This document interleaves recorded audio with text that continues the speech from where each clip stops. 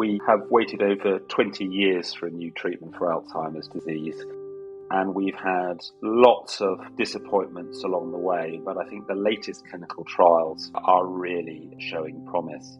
We now have two drugs, a drug called lecanemab and a drug called donanemab, which have now both reported positive phase 3, that's the big definitive clinical studies for efficacy. So this is really exciting. These are positive clinical trials which seem to be impacting on the biology of these diseases and having some effects. There are a number of really important caveats. There are significant side effects in both. So there's a degree of brain swelling or brain inflammation or brain bleeding in 30 to 40% of people who have these drugs. The vast majority of these are completely asymptomatic. And we need to remember that we're dealing with life-limiting illnesses in Alzheimer's disease. But there are some more serious side effects, and these require very careful monitoring. These drugs present major challenges to delivery.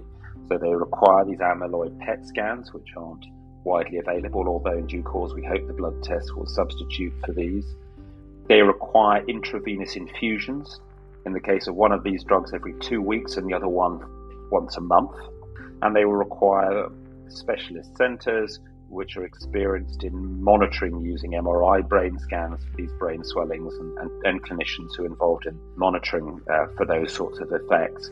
And finally, there's the cost. These are around the order of $25,000 per year for the drug, and then there's the monitoring and so forth. So there are a lot of hurdles to giving these drugs, and particularly to gearing up the National Health Service to deliver them.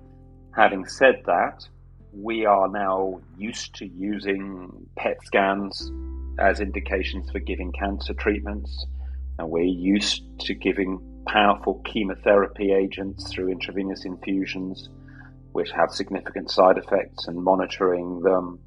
Setups when people have strokes for them to be blue lighted into emergency centres and have immediate scans and treatments.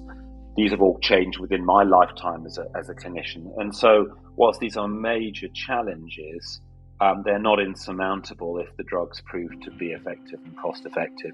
We really think this is the first chink in the armour.